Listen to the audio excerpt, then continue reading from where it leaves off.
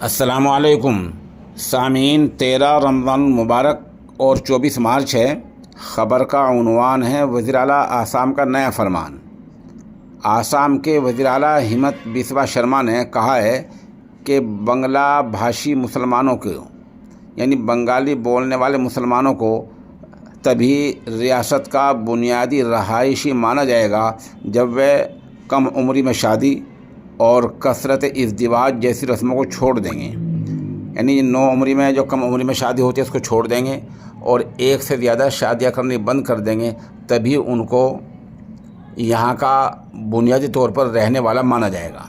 शर्मा ने इससे पहले रियासत के बंगला भाषी मुस्लिम समाज के लिए ये अल्फाज भी इस्तेमाल किए थे कि वो समाज के ख़िलाफ़ काम करते हैं और बहुत सी रिवायात उनमें ऐसी पाई जाती हैं जो यहाँ की तहज़ीब के ख़िलाफ़ हैं। शर्मा ने कहा कि मियाँ यानी बंगला भाषी मुसलमान मूल निवासी हैं या नहीं, ये एक अलग मामला है।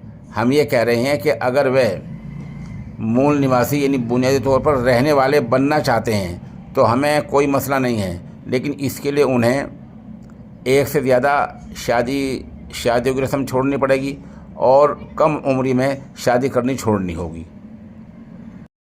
सामीन, ये लाजवाब बेशबहा माजून है, ताकत का ख़जाना है।